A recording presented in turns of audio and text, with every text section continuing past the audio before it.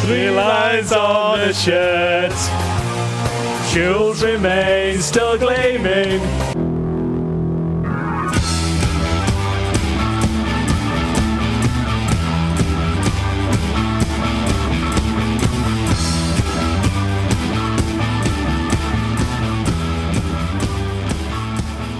Hello and welcome along to the Route 1 show. I'm Stephen Brown and with me as always is Tim Feather. Tim, it's the last show of the season. I know. Can you believe it? We've done well, haven't we? We've done all right, haven't it? What's it, 8 months, 9 months, something like that? 9 months, something like that, yeah. This season's gone very quickly, hasn't it? It certainly has. It doesn't seem like we've done that many shows, to be honest. It's fantastic, but 10 or something, but no, we're in the 20s. Yeah, I am feeling in a bit of a party mood tonight. It's feeling good. Well, as you should, because we're doing an end-of-season party theme here on the Route 1 show this week. So each of our teams, once we've spoken, rather to the correspondents, we're going to have a little disco tune. Well, a lot of them aren't disco tunes, really, as we've found out.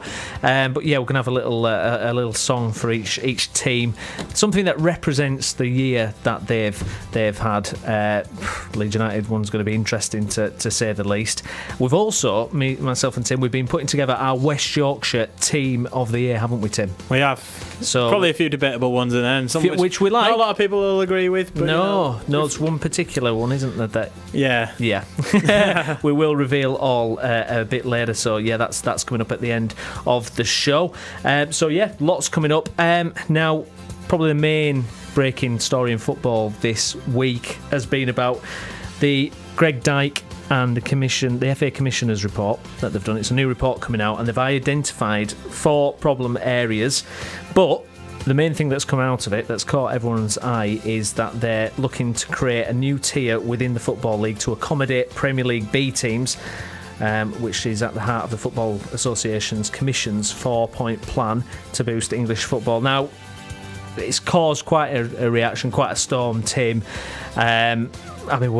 What's your reaction to it? What do you make of a potential, league full of Premier League B teams?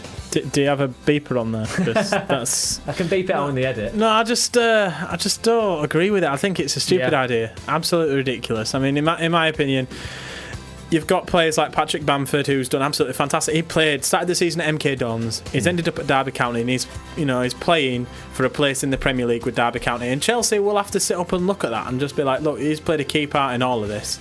And I just don't understand where this who's going to want to go watch Liverpool B? Well, this is it. I mean, I don't understand it. I mean, and what does it do for the non-league teams? Do the non-league teams go straight up to the League 2, or do they then have to start playing all these?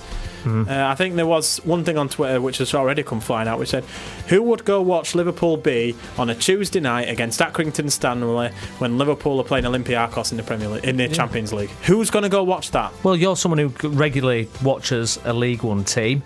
You look on your fixture list at the start of the season. Now, this year you were looking at games like Wolves, Sheffield United. If you see Liverpool B on there, immediately, just seeing a B team, it's demoralising, isn't it? You just think, it feels like a reserve game. I don't care what they say, it feels like a reserve game. I think it feels like a reserve game. It feels like, well, why am I down here? I mean, we did a little bit of research beforehand, and we looked at our tiered system. You did, and actually, how good it was. I saw some live fact sheet, and it was quite a sight to behold. I've got to tell listeners. We've only done the Championship because it turns out we can't find out Serie C. We can't find out anything belolow, which I think says its volumes, own. Absolutely. Well, I mean, looking at the Championship attendances, so the average in this country has been 17,200, which is great. In Germany, 17,000 as well, which you would expect because Germany have a great setup in terms of fans and ticket prices and all that kind of thing. I think their top attendance was FC Köln, who have been a Bundesliga side for quite a long time. And yes. I mean, you've got to consider also in the Championship, you've got teams like Yeovil in there as well, who only have very small attendances, and Bournemouth, who have very small attendances. Exactly, absolutely.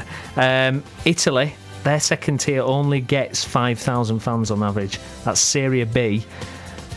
So imagine what Serie C and Serie D are getting there. Spain, again, 7,000 fans in the second tier. That's where you've got Real Madrid B and Barcelona B. And we even looked in the Serie B, and you've got quite a lot of teams that when we were growing up, European teams like Real Zaragoza and La Coruña, they were all in there. Yeah, we've heard of those teams. So I guess the main point is that there's lots of confusion around it. There's lots of what ifs, and it doesn't really make sense, that aspect of it, I think. And you're ruining the tradition of football in this country, I think, if you start putting B teams of Premiership clubs in there. I mean, it's a fun experience, isn't it? I honestly think, people could. I think I'm being a bit harsh on this one, but I think if you want to start a B team, you've got to start right back where every other club's got to start, and that's right down with the Isthmian, where everyone else starts out. Absolutely. That's if you want to have a professional B team, in my opinion. Because what all these clubs that have worked hard, like Luton and other teams that have developed a history for so many years, are suddenly then just pushed aside and completely ignored. Yeah, it just doesn't make any sense at all, does it? Stan Collymore tweeted earlier. His basic point was that, abroad they got teams like Barcelona B and Real Madrid C and all these other teams because they were copying the fact that England had such a rich history with the Football League and so many clubs in this country that they wanted second divisions, third divisions, fourth divisions. It should be something that we're proud of, really, not trying to belittle. No, I mean, I just want to know about what's going to happen for, like I mentioned, Patrick Bamford. Would he have gone on loan to MK Dons, or would he have gone to a B team? Absolutely. I mean, you look at Rotherham's success in League One this season. A lot of that has been down to Swindon. They had lots of Premiership loan players and exactly. People. This is the tweet from Stan Collymore. He says B leagues were introduced in European countries who were envious of the depth of the 92 plus non-league pyramid, and he says lunacy, protect the pyramid, and I would agree with him on that. I guess they're trying, aren't they, with this FA Commission group, Greg Dyke and co. They're trying to propel England forward, but so far it's attracted a lot of criticism. Talk about winning the World Cup in 2022, that kind of thing. But who knows? I mean, surely the cream always rises to the top. I think they need more managers like Roberto Martinez who are more focused on giving young English talent, or just in general young talent, a chance. I agree. Look at Sturridge. Sturridge never got a chance at Man City, never got a chance at Chelsea, got the chance at Liverpool, and look what he's done. Exactly. And he's made himself into an England starter. Ross Barkley, people are saying that he should be starting. Yeah. I don't know whether he should be starting, but definitely, if not now, in the next, by 2022, he should be the Gerrard or the Lampard at that point. Absolutely. That's what we hope. Now, coming up on the show this week, we're going to have updates for all our teams in the region, including Leeds United, Huddersfield Town, Bradford City, Halifax Town, Guiseley and Bradford Park Avenue. And as we mentioned, myself and Tim, we've also put together our West Yorkshire Team of the Year, so do stay tuned.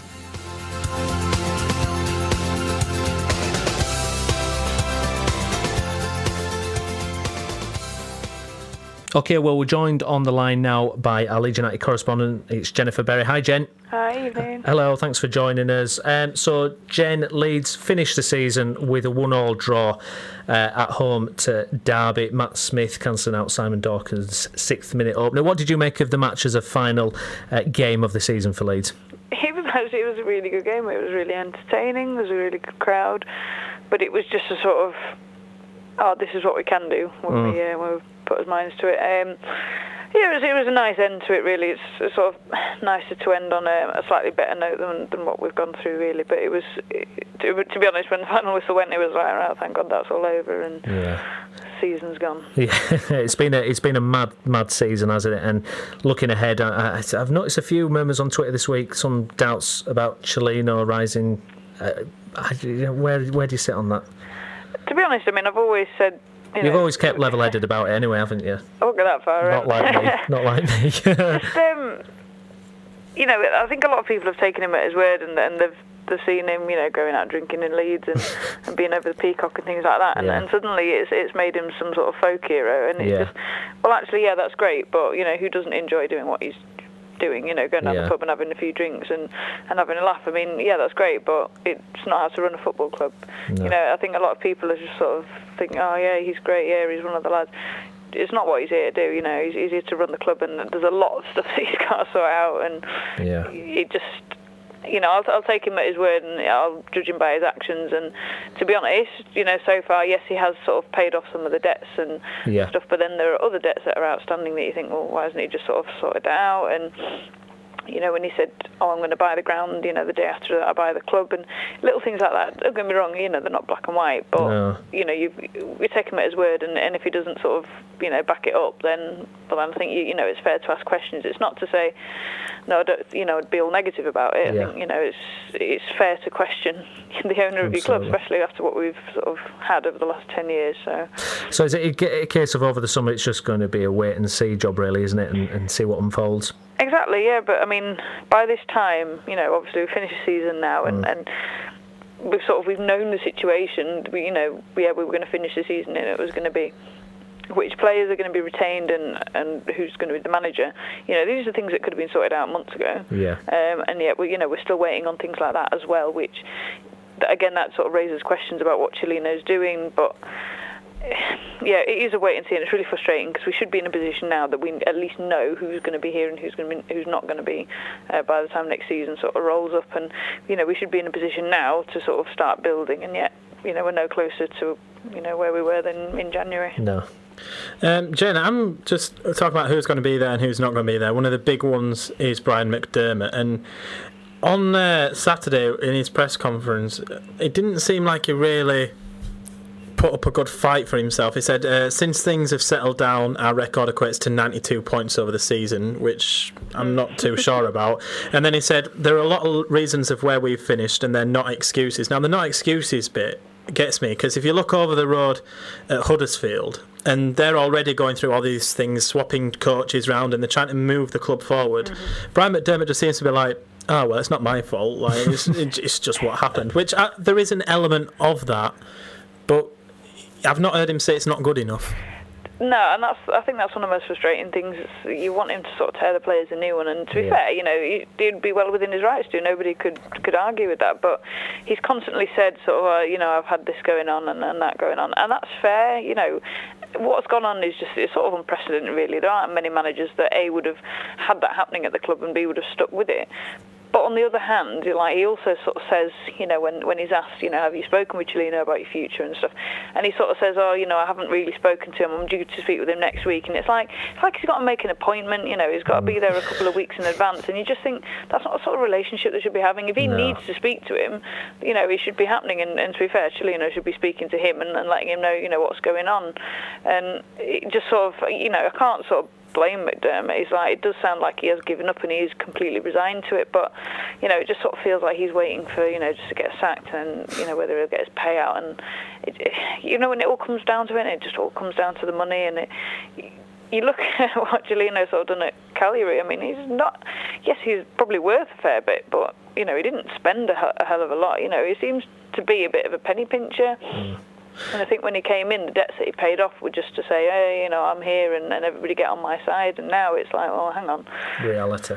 A bit of a people pleaser thing. Yeah, you said about the money pinching. It is expected that a lot of Cagliari players will move from Italy over to Yorkshire for Leeds, and one of them was Ibrabo. Now, I've had a lot of looking on things, and it's like, a top-rated Serie A striker, and then I looked at him and he scored 5 goals in 29 appearances.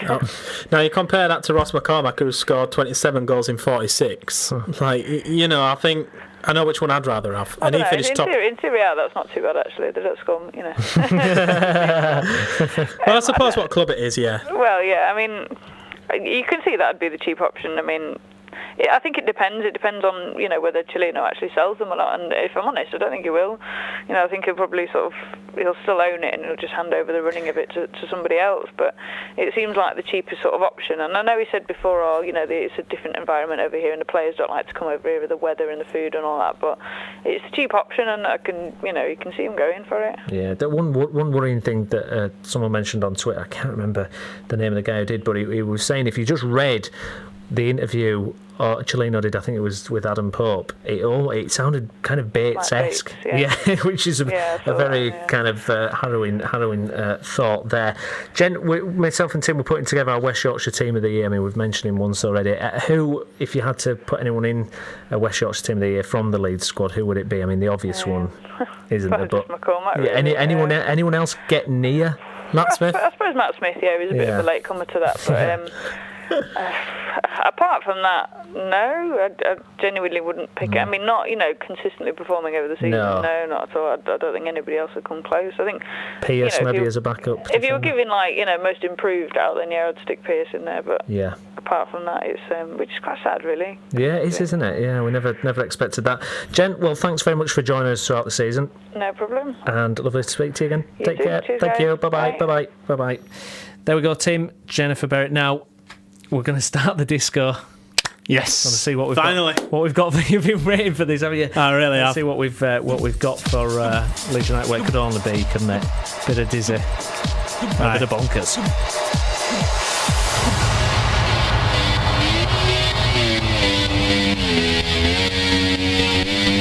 I think we only are allowed to play about 10 seconds before we have to speak. Otherwise, it'll get cut out. We're not. Well, what do you make of Leeds this season? Good one.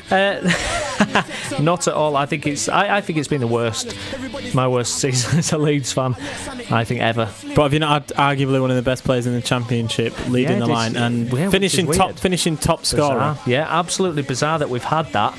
Yet it's still a really bonkers season, and it's just been an absolute. I think there was a lot of hope at the start of the season with JFH, and then it's completely turned on its head. So yeah, it's been a bonkers season, Tim, and hopefully we can improve next year. Should we have a bit more bonkers? I think we should. Bonkers.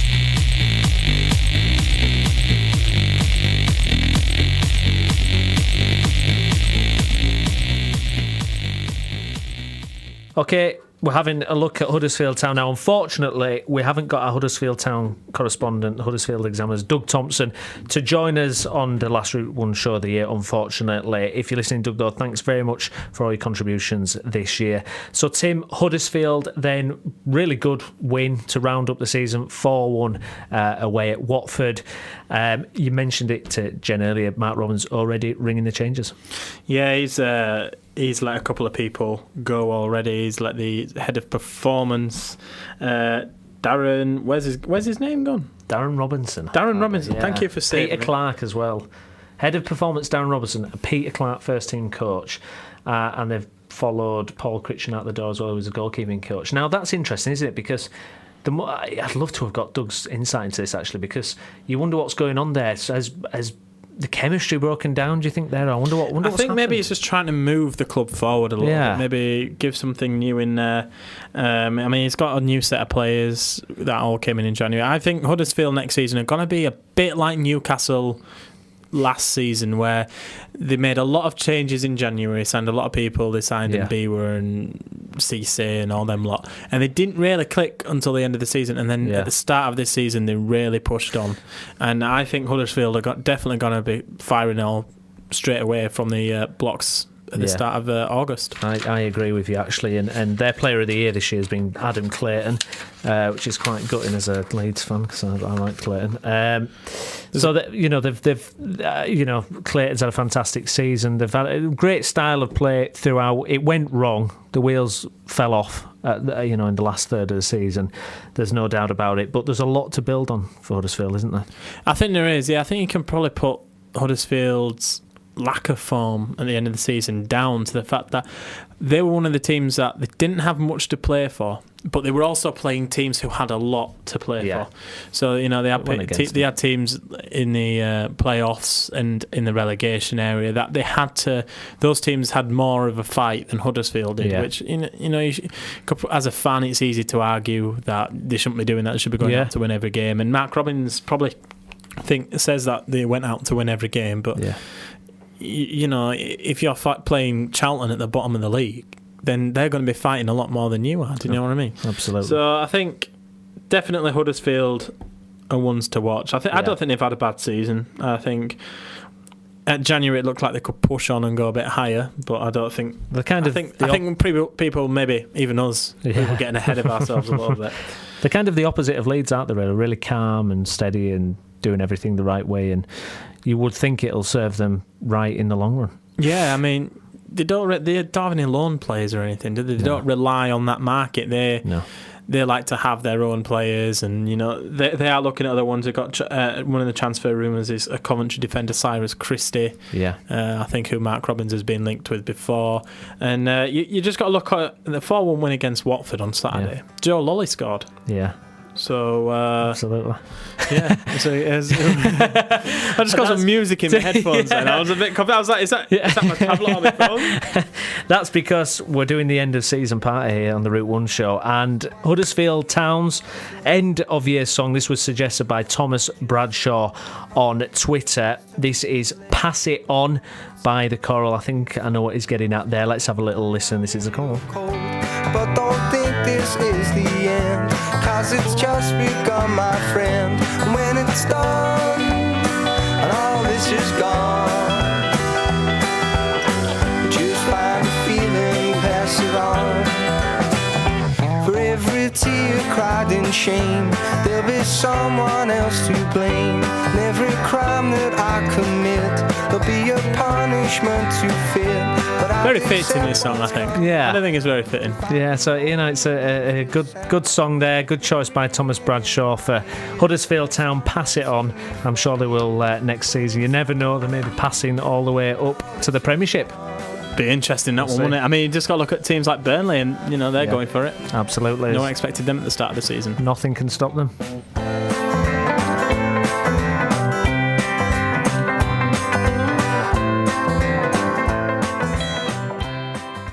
Okay, we're joined on the line now by our Bradford City correspondent. It's Pete Chapman. Hi, Pete. Hi, Stephen. Thanks for joining us. So it's the end of the season, Pete. Bradford City finished on a high, beating Tranmere 2-1 away. Great result to end the season. Oh, definitely, yeah. I mean, it was touch and go, though, when Tranmere down to 10 men and Bradford didn't score till late, but a result that ultimately relegated Tranmere as well. So I think many Bradford City fans have been quite pleased with that. Yeah, Tim was just celebrating. Especially just what happened at home with the Goodison thing. Yeah. And, I had a bet on it, but, I'm not saying up. So, Pete, overall, the season, what are your feelings towards it? I mean, it was never going to replicate the previous season with the Wembley visits, obviously, but consolidation in a league higher, that's a good place to start, I guess. I think it is, yeah. I think, in some ways, I think some fans I've spoken to have been disappointed because they started so well in the division, and then it tailed off. But I think miss out last season and go back to the season before. There were 2 games from the end when they actually secured Football League status. Yeah. And look where they are now, top half of League One. If you'd offered this then, back 2 years ago, people would have said, you're mad, City will never get there in 2 years. Yeah. Probably at the beginning of last year, or beginning of this season, if you'd said top half of the table, people would have gone, yeah, that would be brilliant. But because they started so well, we're in the top 3 or 4 of the division, it became a bit of a disappointment. But I think they showed character in turning round what was a disastrous, horrible run. Yeah, I mean, before last season, which everyone talks about, there was a massive clear out between the 2 seasons. I think it was 2012, and it looks like there's going to be another massive clear out this summer. Already, I am extremely gutted to hear this. Matthew Bates has gone. Lewis Swain, who had some good spells with Guiseley and Park Avenue, but the one I'm gutted about, Gary Thompson, has gone. I really liked Gary Thompson. Yeah, I think he was a great player. I suppose it's the age he is. Do you want to offer a contract to a player of that age that he hasn't been as good this year. No, I know. As he was last year, but last year crucial. I mean, a goal in the playoff final, the goal against Arsenal, crucial to putting Bradford where they are now. I think you're right, though. There will be a lot more players going, and there was only 3 actually signed up before the season ended. Obviously, some of those will have signed up again now because there's been board meetings. It's just a case, I suppose, working out the budget, working out who they can afford. Yeah, I mean, there's a couple of players I'd like to see. I'd like to see sign John Stead. I'd like maybe even Jury, to be honest, because there has been talks of Meredith going up to the Championship. There have been a few bumblings on Twitter and rumours pages. Yeah, I mean, I think Meredith is a great player, and it's something that both Steve Park and Anfield Parkinson have said over the season, that when he was injured, he's a great miss, because finding a naturally left-footed, natural left-back is difficult, and they've managed to get lucky with Drury, and it would be good to keep him. And finally, I saw this on one of these internet transfer rumour pages, which you can never believe, but someone said James Hansen to West Ham. What is that, if Andy Carroll leaves, or? I don't know. I was just going to say that, because he is the sort of player that Allardyce would like. Allardyce is a direct player.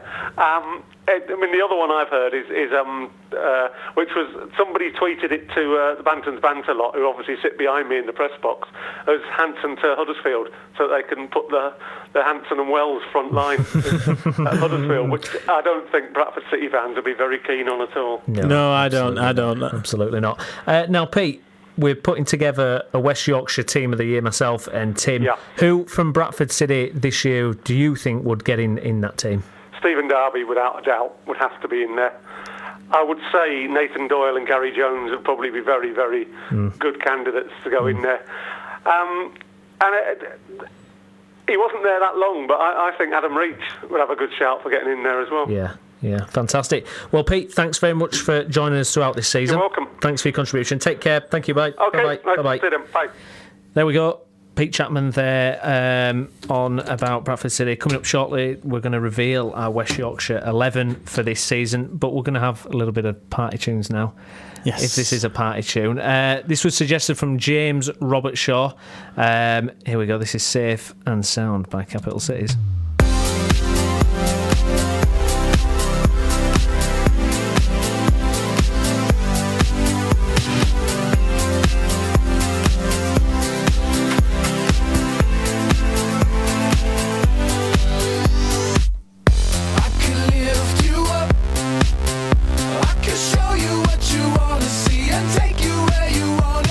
What do we think, Tim? Is it kind of ringing in line, isn't it? Yeah, Safe it and is, sound. I guess that's what it is, isn't it? Bradford City season, where you look back, safe and sound. Got there in the end. Yeah, we got there, I mean, I think, start of April, probably to mid-April, everyone was panicking about the survival of Bradford City in League One.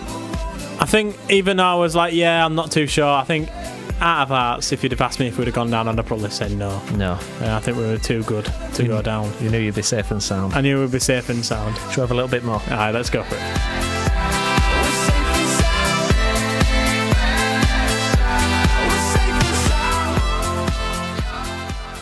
Okay, we're looking at Halifax Town now, and joining us on the line is our Halifax Town correspondent. It's Andrew Pinfield. Hi, Andrew. Evening, Steve. Thank you for joining us for this end of season year review. So, commiserations, first of all, Andrew. They lost to Cambridge in the playoff second leg 2-0, which sees Cambridge go through to final. Halifax will have another year in the Conference Premier. First of all, the game. Tell us a little bit about the game. Didn't quite happen for them, did it? No, that's right. We took the 1-goal lead from the first leg down to the Abbey Stadium on Sunday, and that proved to be not quite enough.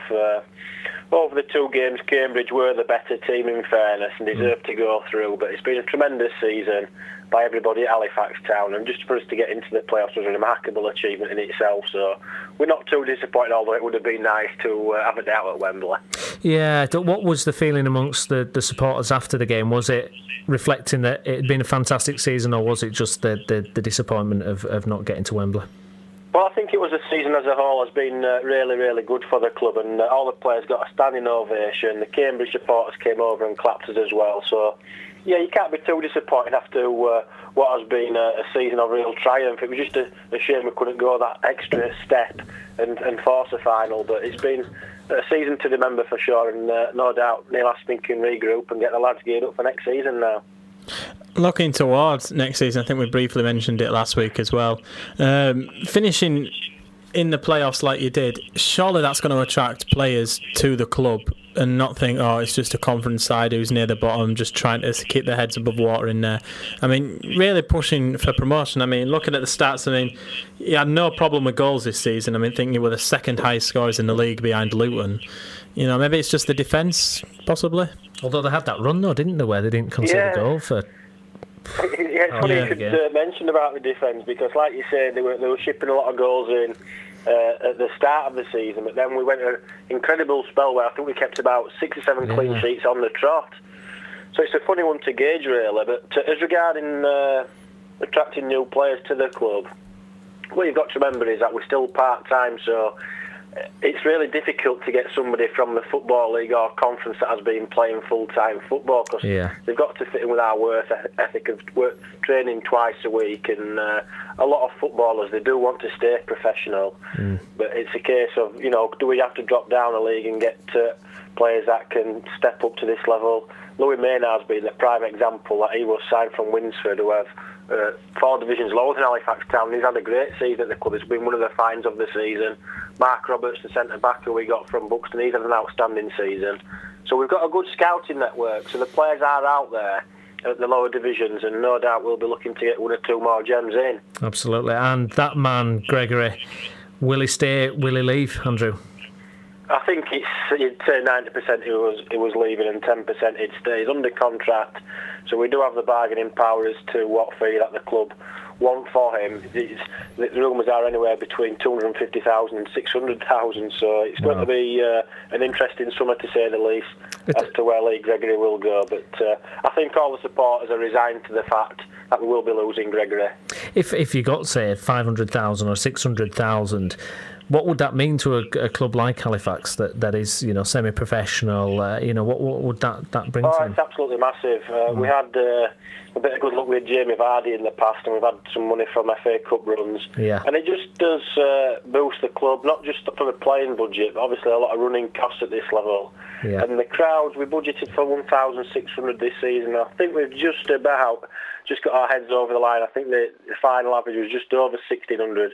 Boosted by a few gates towards the end of the season, but there are a lot of running costs that supporters don't often see in the day-to-day running of a football club. But it's a massive boost if we can get a lot of money for Lee Gregory, which we think we will do. Absolutely. Now, myself and Tim were putting together our West Yorkshire 11 for the season.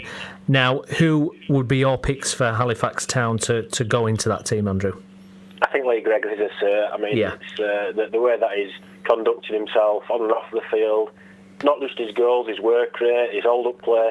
And for most of the season, he's had to play up top on his own. So most of the season, it's been a 5-4-1 formation, or certainly he's been ploughing along for most of the season. He's been outstanding. Other players, Louis Maynard might have a shout. He's been consistently good in midfield. And at the back, Mark Roberts has had a good season. So you would say Gregory for sure, and perhaps the other two that have done particularly well, Louis Maynard and Mark Roberts. Yeah, absolutely. Just to get your opinion on one of the breaking news stories this week, I don't know if you've heard much about this, but the FA Commissioner's report that Greg Dykes put out about a league of Premiership B teams, and that would affect Halifax and in their league if they had to leapfrog suddenly 10 Premiership B teams. I mean, what's your reaction to that? What do you make of that? Yeah, I've just been following the story actually, because it's pretty relevant to Halifax, like you said. There's some quotes coming from the conference premier today, and Accrington Stanley have also spoken. It's very difficult to say. I mean, there's nothing wrong with the structure as I see now, and it allows teams like Bradford Park Avenue, Guiseley to progress through the pyramid. And I think the pyramid system is ever so fair, and it's worked in the past. And I don't see any point in changing it, but it's like anything else, isn't it, in football? People are always looking to improve things and go one step further or change rules. But for me, I think we just should keep it as it is.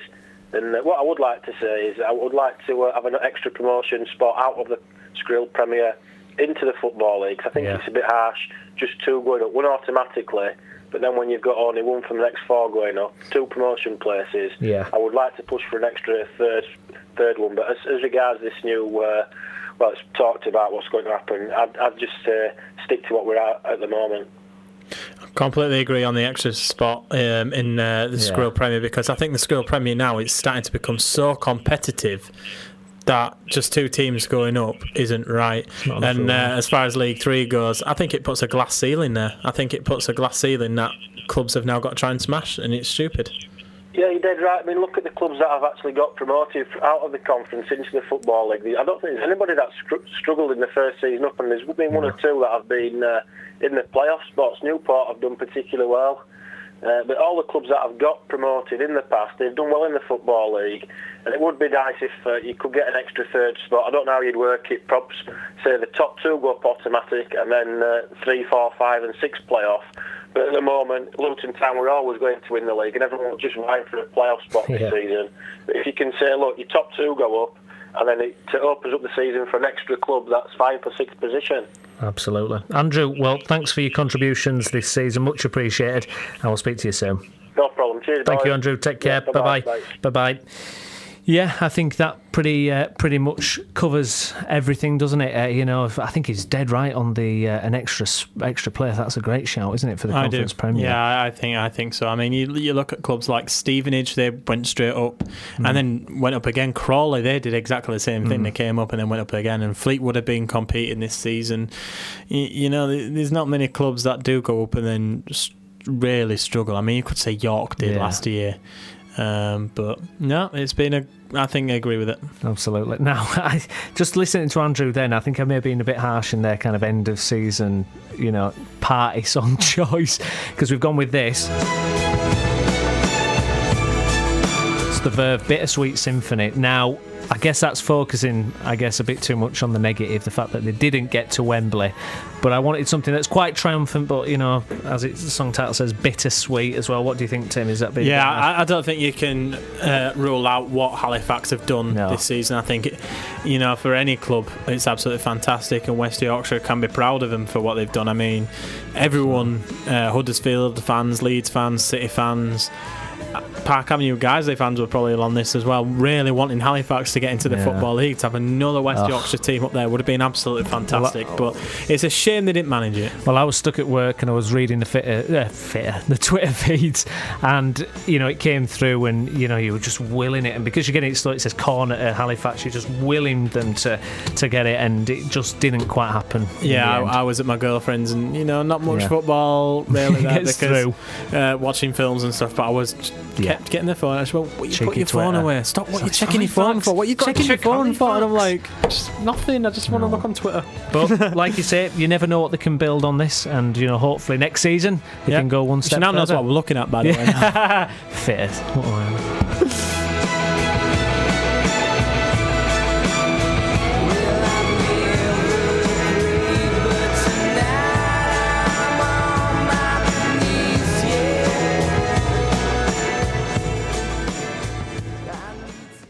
Well, there's one team in our region here in West Yorkshire whose season is still ongoing at the moment, and joining us on the line to discuss everything to do with Guiseley now is our Guiseley correspondent. It's Colin Robertson. Hi, Colin.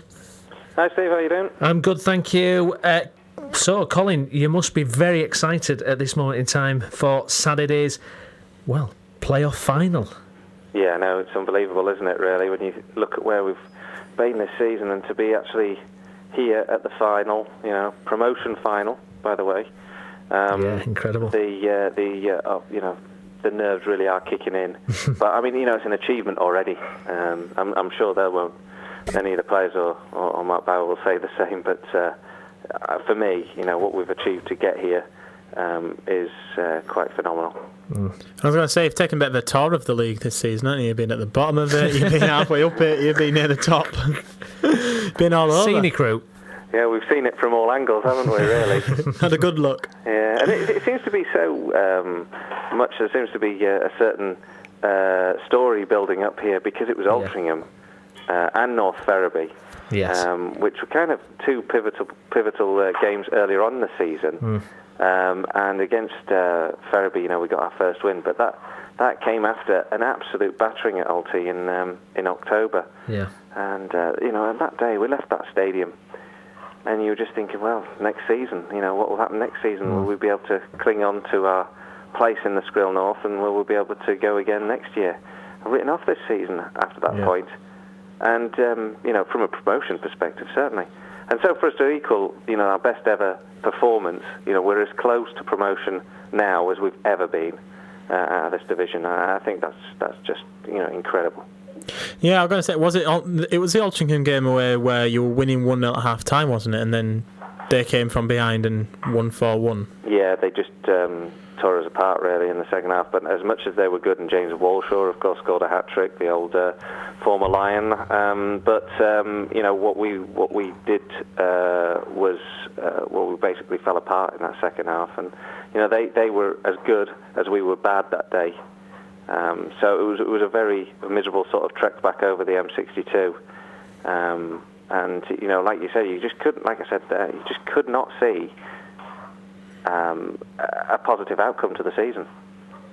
We did get quite a few replies on Twitter actually from last week's show. Quite a few people were saying that they actually hope you can do it now, and these were fans of other clubs, and they're really willing you on, and so you've got support from quite a lot of other West Yorkshire supporters. Yeah, I think we've become a bit of a story, haven't we? Really. Yeah. So I think people are getting behind us, which is great. I mean, we're a likeable club anyway, to be honest. But we've got a lot of I think backers for what we've done, because it's just such a remarkable turnaround. Yeah. And for Guiseley to be up there in the Conference Premier, I mean, it would be a fantastic story for nothing else. Apart from that bloke who does the Guiseley radio, yeah, I mean, I completely agree. Just a fantastic club. So, looking towards Saturday's final, then, I mean, it's so hard to predict, but what do you think, Colin? How do you expect it to kind of unravel? Well, it's sort of already unravelling. I mean, it's difficult to forecast these things. Yeah. Last time we were in the final, played Telford, and they were a team that, to be fair, we'd gone to their place and we'd been beaten 1-0, but it was a good game of football. They'd come to ours and battered us 3-0, and really you thought, well, 2 defeats to them. I don't think we'd scored a goal against them. No. And we didn't really hold out much hope. And let's not forget we were 2-1 up with 13 minutes or so to go in that game, and almost made it up to the conference in that season, our first season in the division. So you cannot tell. But we've had bad news this week. Obviously, we've lost Wayne Brooksby. Yeah, I was going to say, I mean, how devastating blow is that? I mean, I saw him in the first leg against North Fair. We got man of the match, and he was absolutely superb. Just how big a blow is that? Well, there's obviously a significant blow because he's been pretty much ever present this season, and has been in one of the players who I think has just stepped up another level and has been superb for us. He got the goal on Saturday that set us through. Played 60 minutes with a fractured jaw. I think that says everything about him this season. Yeah. He's been defending and tackling as well as attacking, and has just shown energy box to box and really impressed this season.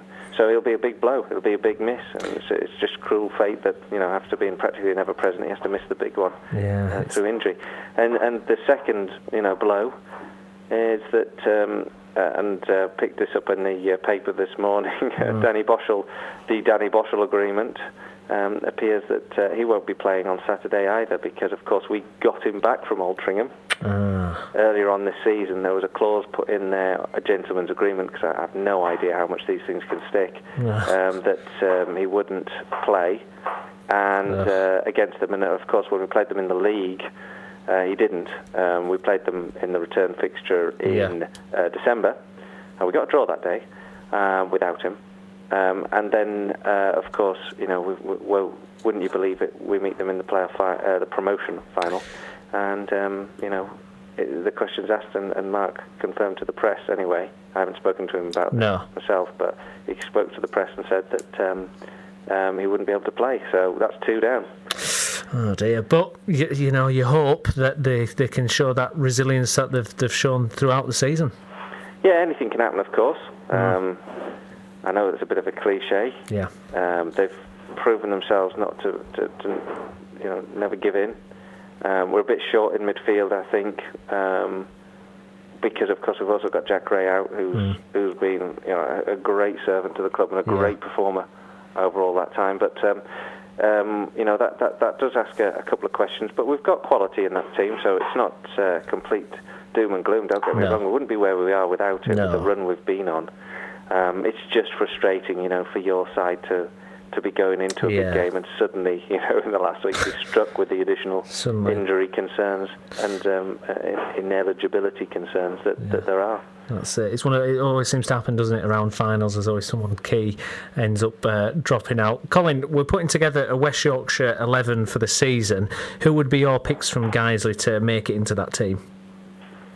Well, I think again, you asked me about my best players of this season. I think, front to back, it's been very much a balanced squad with good performers all around. Yeah. And that's unusual. I mean, I'm not just trying to be diplomatic on that, because you do tend to have a few standout performers. I mean, for me, the goalkeeper Stephen Trench has been in fantastic form and has really pulled out some top quality saves, as he's done for many years in a row. I think Danny Ellis has just created such a good partnership with Danny Hall at centre half, and it's just was just immense. I think in that first leg particularly was just absolutely superb in blocking everything that went forward. In midfield, Danny Boschel's been incredibly influential, but it's so hard. So you've got the kind of three, and then you've got the goals of Adam Boyes in recent weeks and Alex Johnson. And I think that's why we're where we are at the moment. Yeah. Because you ask me a question like that, and I think, well, actually, I can probably so many. 8 or 9 that I would say, and I don't want to mention the 2 that I probably wouldn't, because that would be harsh on them, because they're doing a job as well.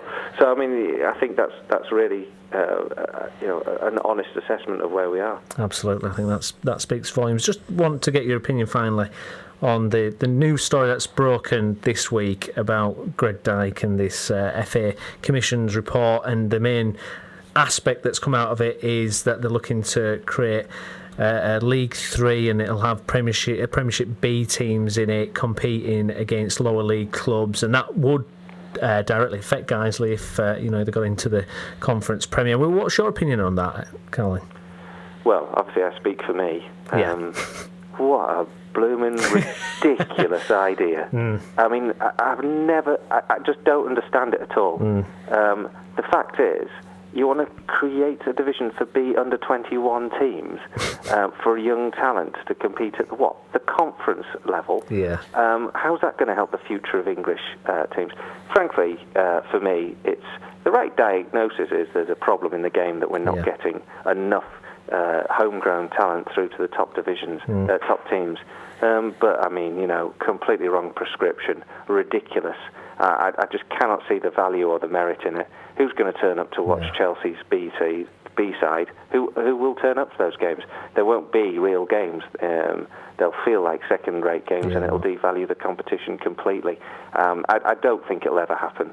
No. I mean, there's going to be such a whirlwind of negativity about it, and rightly so. And this whole argument about, they do it in Spain, they do it in Germany.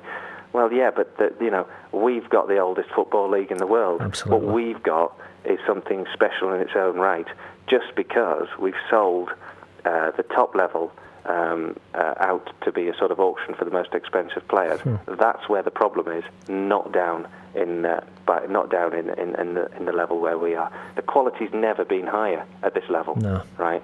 And for me, the problem is what they need to be doing is saying, how can we get more of our young talent into the first-team squads of your Arsenals, of your Chelseas, of your Manchester Uniteds, because frankly, it's those clubs that need to be taking on that mantle and not looking for these kind of.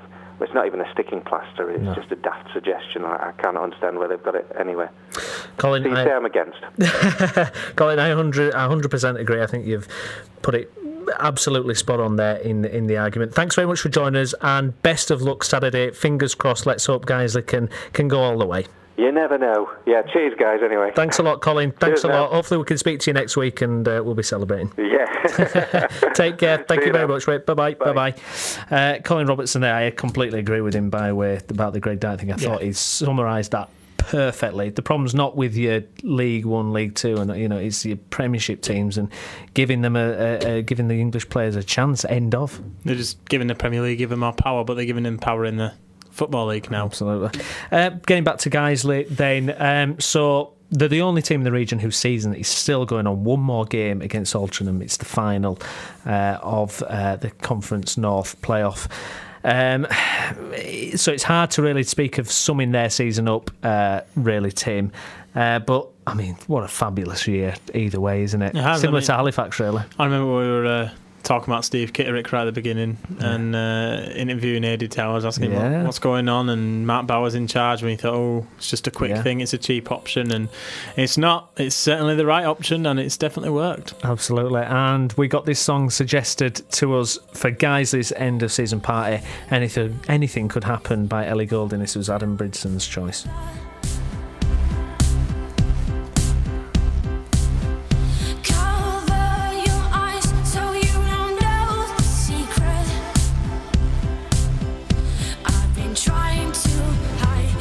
This is definitely a party song, isn't it? Definitely a party song.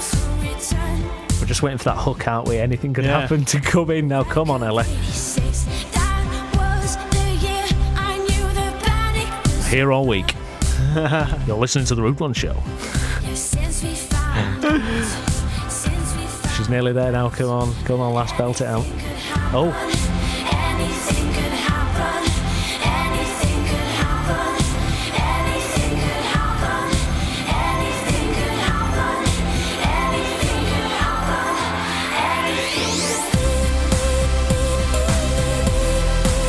Anything could happen. I mean, we wouldn't have thought 9 months after that horrendous start Guiseley had that we'd be sitting here discussing them. We're hoping, Guiseley fans, if you guys do make it up to Conference Premier, that we can put together a little package next week similar to what we did last week.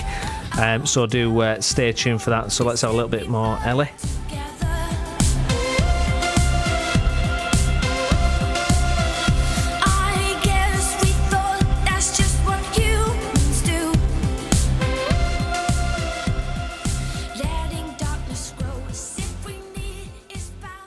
Okay, we're looking at Bradford Park Avenue now, and joining us on the telephone is our Bradford Park Avenue correspondent. It's Chris Bell. Hi, Chris.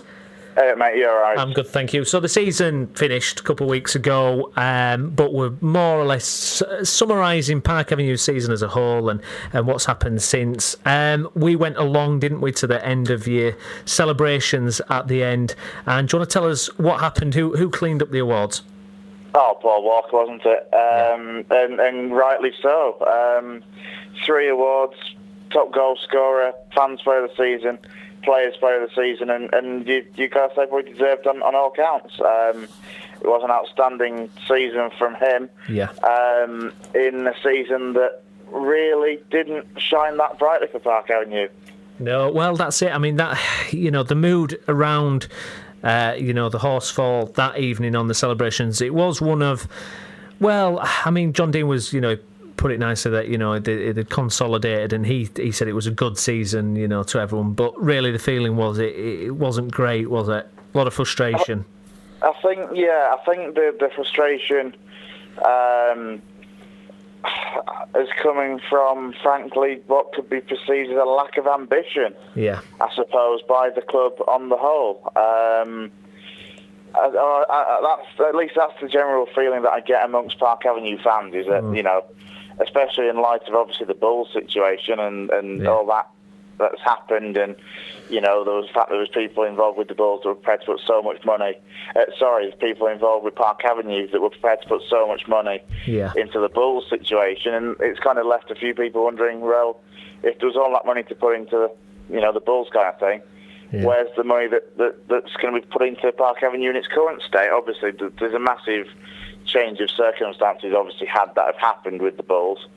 Where do you start really without trying to, without digging up, frankly, what's been said all season long? I mean, we can go back from the pitch to the fact that it's not their own stadium, all these kind of things. Yeah, it's just kind of going round in circles, isn't it? Really, I mean, it is. It's so much talk about things that have been talked about a million and one times before. The problem is, and I think this is probably the frustrating thing, is that for all this talk that there's been all season long and over however long about them not having their own ground and what needs to be done with the pitch and all that kind of thing, for all the talk, nothing's happened. Nobody's come out and said, look, we've got this plan in place as a plan B for the club. We can get away from the Horsefall, by doing such and such a thing, or a different plan. Nobody seems to have any actual plan, shall we say, for all the talk and frustration that there is within Park Avenue at the moment. Is it just a case of we have to accept the fact that where Park Avenue are at the minute is not in a similar position to a Guiseley? or something like that? Is it just a simple fact that fans of Avenue just have to accept that this is where they're at for now? There's not much movement either way, and it's pretty much going to be a similar case next season if things are the same. Yeah, I think to a degree you've hit the nail on the head. I mean, let's face it, in Park Avenue's current state, since the reformation in the mid-70s, this is the highest level of football the club has ever played at. Yeah. So in that respect, there's the positives there. In the same respect, though, for Guiseley, this is also the highest level of football they've ever played at. Yeah. But the difference, obviously, off the pitch especially, I mean, we were there at the first leg of the playoffs last week. Yeah. And such, and, the ambition, and it is that word, isn't it? It's ambition, and that's what Guiseley have got. They've got their own stadium. They're putting a hell of a lot of money into the pitch, into expanding what they've already got with the ground, getting it up to effectively League 2 standard. Whereas for Park Avenue, there just doesn't, there isn't that freedom, shall we say, to plan for the future, because it's not their ground. They can't do all this, and that is hindering the ambition, I suppose.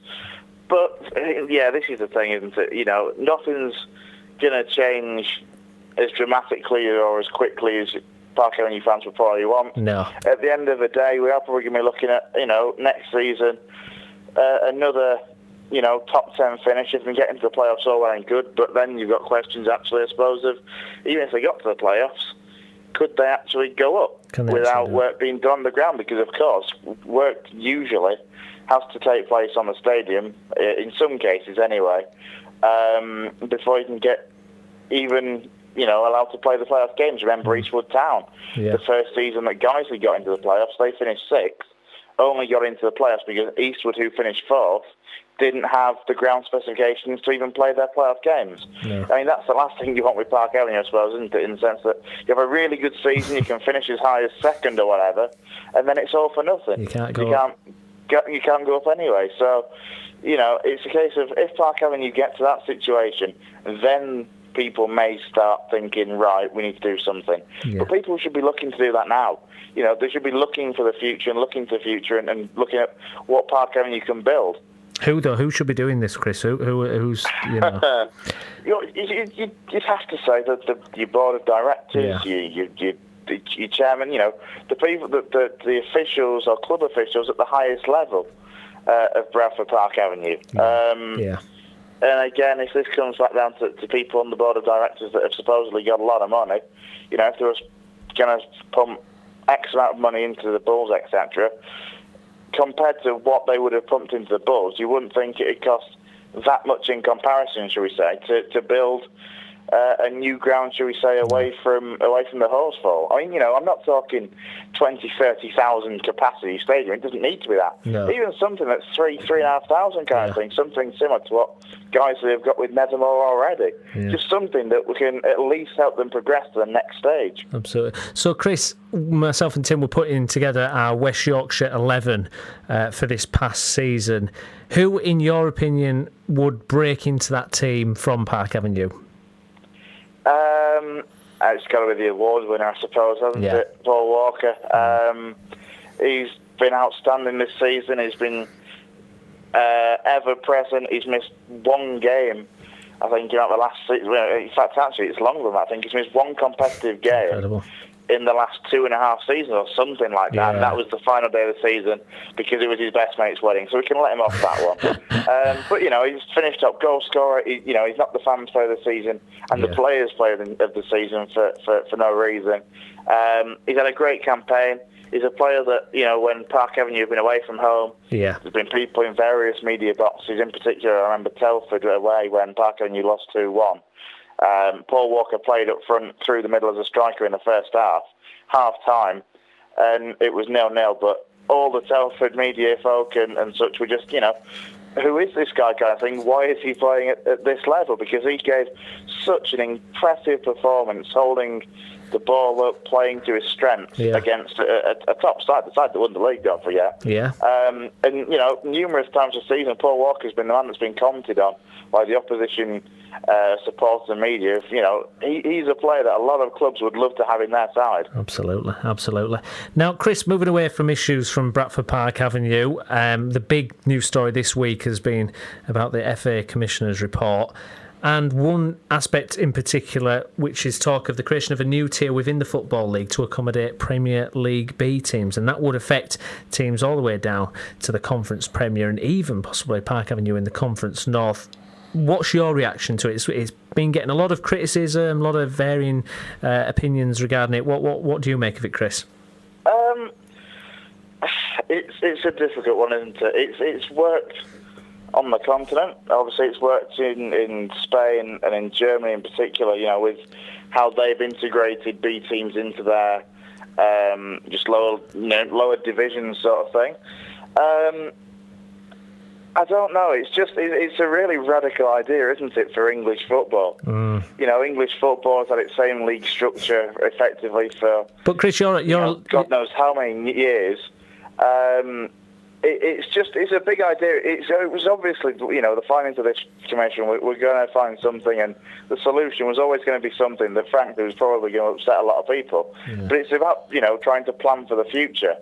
And if you were to put in, this League 3 or whatever they call it, in between either League 1 and League 2 or League 2 in the conference, it's what would it? I suppose it would have to be done right. The problem is because nothing's been done before like this in this country, we're not entirely sure what right is. I'd rather go west to America, and they proper televised college football. College football is a massive thing. I'd like to see someone put some money in Reserve League football and fund it and get it on TV and let people watch it, and because I'm sure it is competitive. Rather than MU TV or Chelsea TV, I'm sure it would be competitive. The only way of seeing Reserve League football at the moment is for the sides like United, Chelsea, Liverpool, for example. In fact, I think Liverpool's the only free channel, shall we say, that one of the top sides has got, because I've flicked onto LFC TV a couple of times and just watched them, under 18 games before. And, whilst it's entertaining, it's not for everybody, isn't it? People are going to see it and think, well, it's just a bunch of kids. But at the same time, that bunch of kids is the future, so people should want to watch it and should be excited about what's coming through. Maybe there should be an under-21 league or something like that, which would have the competitiveness, and as well as being funded. I mean, maybe something like that. I suppose not interfering with League 1 or League 2 or the conference, just an under-21 league, maybe. Well, I think that's what it is at the moment anyway, because obviously, they have that now. There used to be reserve leagues. If you look even on something as menial as looking on Football Manager, interesting how the squads now actually, used to have first team reserve. It's now an under-21 squad. Yeah. The aim is there of using it for developing young players. So I think, to be fair, you could be onto something there in the sense that, well, rather than radicalise what we've got, why not build on what we've got, but what we have already with these under-21 leagues, increase the coverage kind of thing, and make it, because obviously people watch it. If there's more coverage for it, it will then become more well known, and obviously that will help increase its competitiveness as well. And again, it should be an exciting thing to be able to click onto. Definitely. Let's face it doesn't need to be on something like Sky or BT Sports. Absolutely not. Terrestrial TV, get it on terrestrial TV, get it on BBC. If you show, live under 21 games, I think that would be massively popular. If you're a Manchester United fan, you're going to tune in, aren't you? Yeah, exactly. If you were to stick it on something like Channel 5, let's face it, obviously the BT got to be careful with the BBC, got to be careful with what sport they can now show and all that kind of thing. But if you were to stick it on something like Channel 5 or ITV4, for example, where you get a lot of Europa League games and stuff during the week, they'd go mad for that kind of thing, wouldn't they? Then it brings it to an audience, because this is the problem. As it is, the under-21 league games for the sides like United and Chelsea and Liverpool, unless you have the channels, you're not going to see it. So I think we're pretty close to solving it, Steve. We should be on that commissioner's Put report. it this way, I found myself the other week watching Segorio or something on the Welsh channel, watching Airbus versus Aberystwyth just because it were on.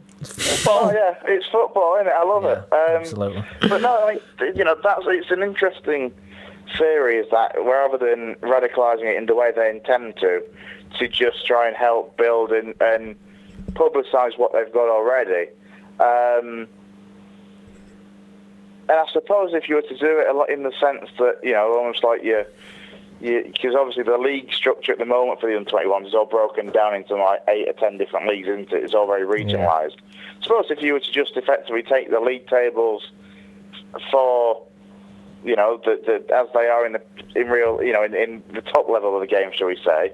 So you have all your Premier League under-21s teams in one league, your Championship under-21s, and the promotions and relegations are determined by by the sides that are in those leagues. Yeah. If that makes sense. Yeah. You know what I mean? So if Cardiff City get relegated from the Premier League, the under-21s team goes down as well, kind of thing. Rather than them being promotion and relegation in your under-21 sides, it's a lot easier to organise. I imagine that would be destiny. Yeah. Yeah, I mean, you can still give trophies and a title for whichever under-21 side wins the league, but you just don't have the complication, shall we say, of something along the lines of Preston North End's under-21s getting promoted and the actual team getting relegated. Yeah, absolutely. I think we've well, almost got. I think we've almost got this sorted out. Thanks for all the Park Avenue chat. Oh yeah, all the Park Avenue fans will be a little bit disappointed by this week. Yeah, exactly. Lovely, Chris. Thanks very much for joining us throughout the season, and hopefully we'll get you back in the studio when we do our little show over the summer as well. Exactly, we've got the World Cup to look forward to, haven't we? And then before you know it, next season will be here. I mean, the season starts a week earlier as well next year, doesn't it? Absolutely. Conference now, August the 9th, I think. It's already circled in my calendar. Back before we know it. Chris, thank you very much, sir. Take care, mate. Take care, mate. Thank you. Bye-bye. Bye-bye. Bye-bye. There we go. Chris Bell, our Bradford Park Avenue correspondent and soon to be FA Commissioner, I think, at that level. Park Avenue, I mean, not much to say, really, is there, Tim? I mean, disappointing, I mean, because you can't help but just look over enviously, we've said it so many times, at Guiseley and see what they've got, and it's just not really happened for Avenue. No, it's not. It's been a consolidation season. It's been a solid season. They haven't really threatened, but then they've not really been threatening themselves with anything. So, a quiet season, but something to build on, definitely. Got a foundation there. Absolutely. And their end of season party song, well, all the problems with the Horsefall, it could only be the Animals and this.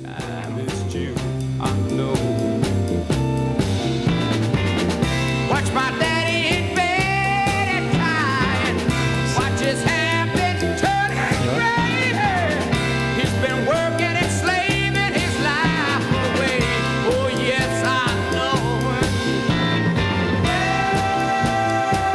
He's been working so hard. I'm just waiting for him to sing it now. He's going to do it. Remember, Bradford Park Avenue, Horsefall. That's why we picked this song. Here we go.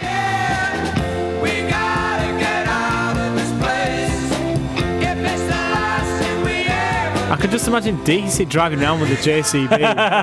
To this, that would be amazing. Oh, I think I didn't realise it took nearly a minute and a half for that song to get to we've got to get out of this place. But I think that's pretty fitting, isn't it? I mean, the Horsefall, amazing, isn't it? It's been such a hindrance, really, to Park Avenue, hasn't it? They've actually had, they've done better away. But no, it's something that needs to be looked at by Bradford Council and by everyone. Absolutely. Let's hope they have a bit more of an exciting season next year. Let's have a bit more of the Animals. We gotta get out of this place. If it's the last thing we ever do, we gotta get out of this place. Girl, there's a better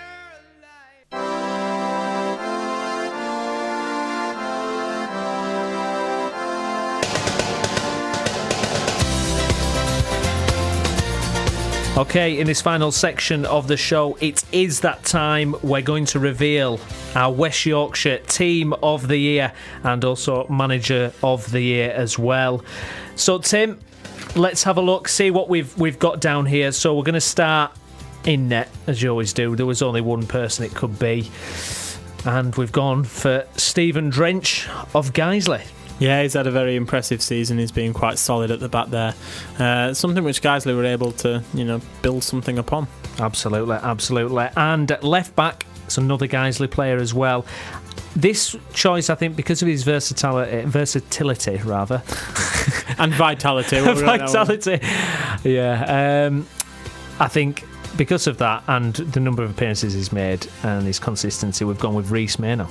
Yep. So I think that's a solid shout, don't you think, Tim? I do, yeah. He's, like you said, he's made quite a lot of appearances this year, and he has stood out from left back. I mean, I can't think of any other. He's had competition with Ben Parker as well. He has, but I mean, just across the board in West Yorkshire, I can't think of any left backs that have really overly impressed, and he did stick out. Absolutely.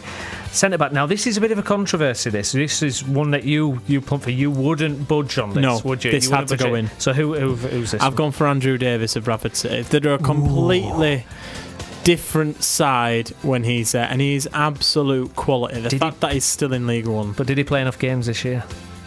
Could argue that, but when he came back, I don't think there's any harm in not having played as many games, but if your impacts just the way that when City had the massive dip in form between November and end of January, Davis was missing. As soon as he came back, suddenly everything was shored up again, and it just installed a lot of it just installed something in the defence. I'll tell you what, he's a championship player in a League One side. Very good. Okay, you could have argued Danny Ellis maybe from Guiseley as well. He was Guiseley's player of the season last year. Possibly he could have got there, but his centre-back partner will be Mark Roberts of Halifax Town, who has been simply superb. Yep. I mean, a really consistent season, played at a high level, and has been one of Halifax's main reasons why they've done so well. Yeah, I mean, we did speak earlier about them shipping goals at the beginning of the season, but then towards the end they had a run of games where they didn't concede at all. So a lot of that is down to Mark Roberts, and obviously the other defenders around him, and Matt Glennon in the goal. Yeah, absolutely. At right back, we've gone for Bradford City's player of the season, Stephen Darby. Just tell us a little bit about his season, Tim. Why has he earned that place? I mean, we talk about Paul Walker and Mr. Consistent. Stephen Darby's Mr. Consistent. He's, absolutely fantastic at right back. Out of contract, so we've got to make sure we try and keep on to him. He won all the player awards, all of them going. I think he won the Players' Player last season. I think I'm not too sure. He won another award last year. It might be a young player. But he's definitely one for the future, and it wouldn't surprise me if there's a couple of championship clubs spying him. Absolutely. And on the left wing, we've gone for Bradford Park Avenue's player of the season, also collected all the awards there, Paul Walker. Fantastically consistent, like Chris said earlier, only has missed a handful of games in the last couple of seasons, maybe not even as many as that. There couldn't really be any other choice. It's Park Avenue's only representative in the team. But I think that probably says it all, doesn't it, really? It does, yeah. I see.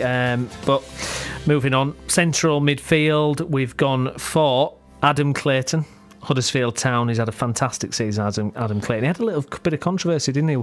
Earlier in the season, he was out of the team, and he had that Paul Marshall, was it, that he had a bit of controversy with, a bit of training ground bust up. Alex was very into that one. Yeah, he was. He was following it like EastEnders as well.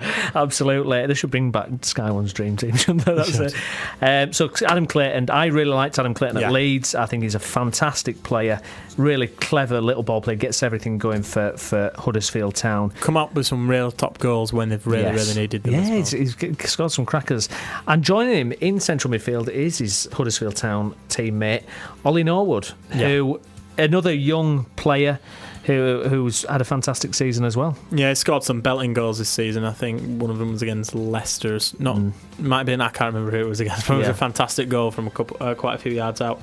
So yeah, he's been a standout player as well, and we've heard a lot from him. Yeah, we have, absolutely. On the right wing, we've gone for Wayne Brooksby of Guiseley, who as Colin waxed lyrical earlier about as being tremendous throughout the season, he's going to be a big loss in that playoff final. But he's earned his spots there, hasn't he, on the right wing. Him and Walker could switch over as well, couldn't they? Oh, that'd be awesome, wouldn't it? Yeah. Something to think about there for Matt Bauer or Jim Beattie, whichever one they want.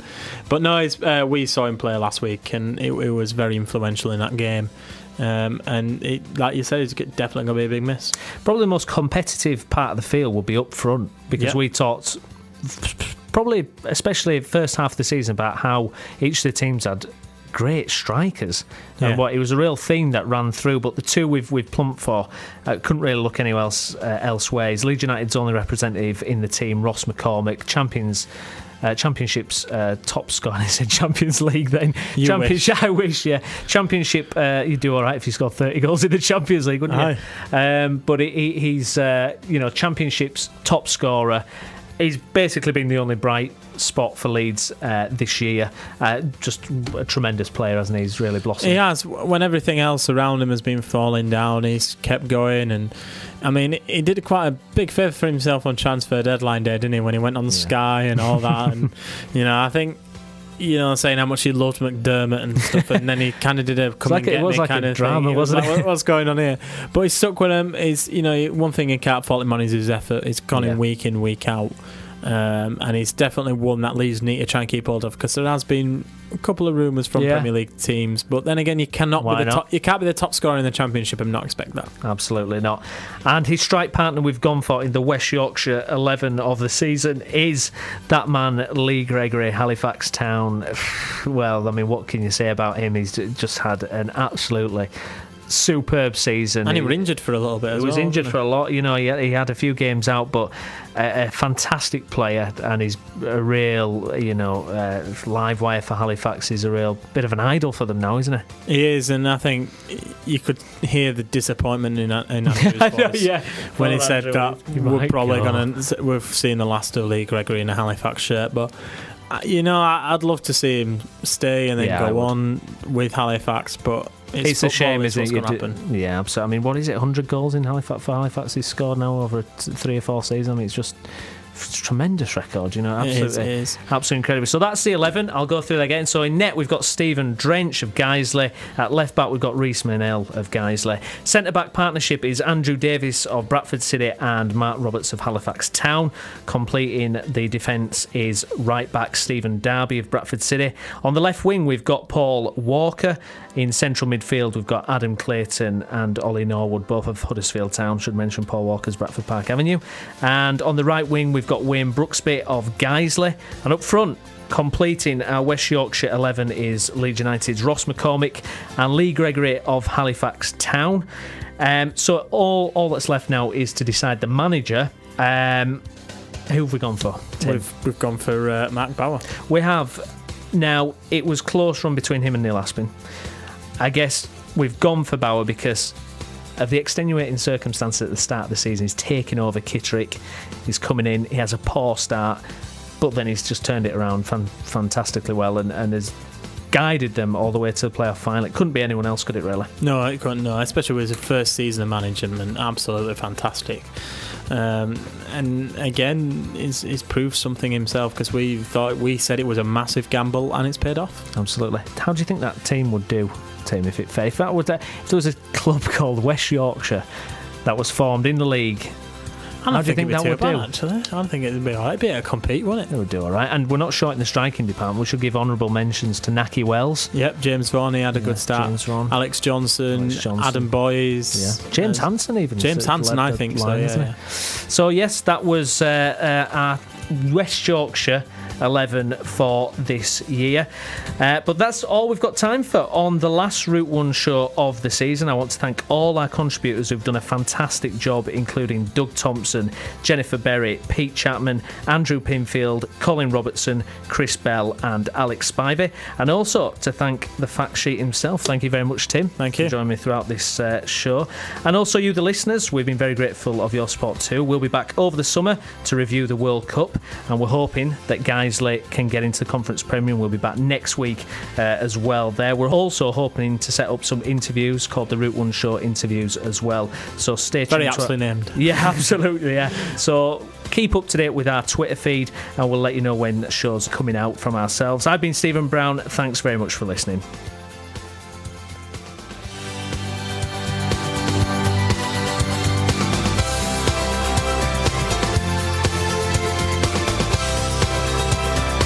Now, that's not all, is it, Tim?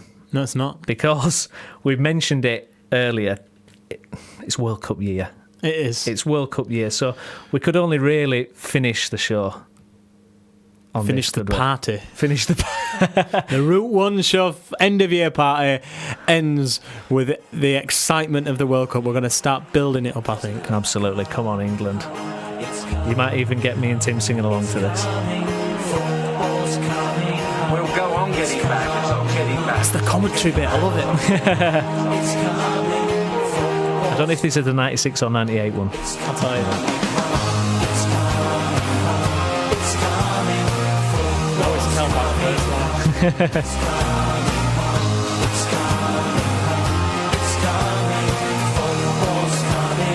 It's Lightning Seeds as well, so it makes sense. Everyone seems to know. Is it 96? It's 96. 98 started with Tears for Heroes Dressed in Grey. Ah, well, there we go. Because Gareth Southgate missed a penalty against Germany, didn't he?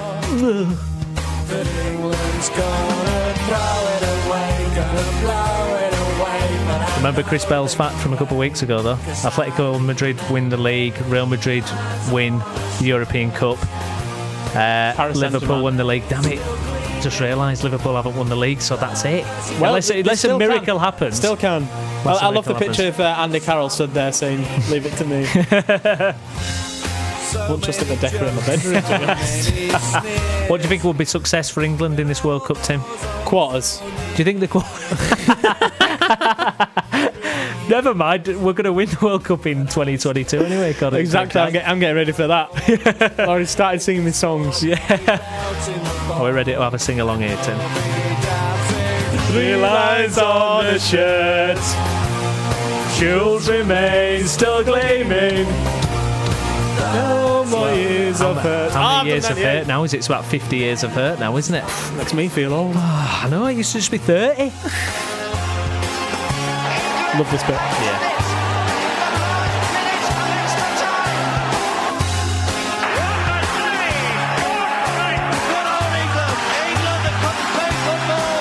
There's no commentary bits to add from that, is there, from the last World Cup?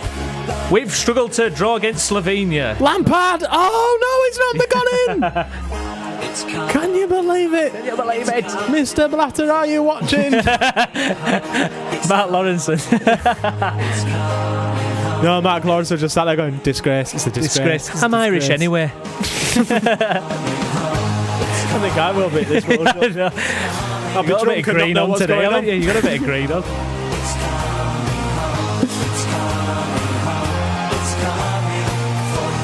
You realise now we'll have to do a World Cup Brazil beach party. Yeah, absolutely. Samba party. Got a skeggy. Yeah.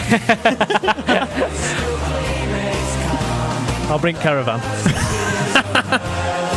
I'll bring cooler. Yeah. You can drive. I can drive. Not in my micro. That'd be no good.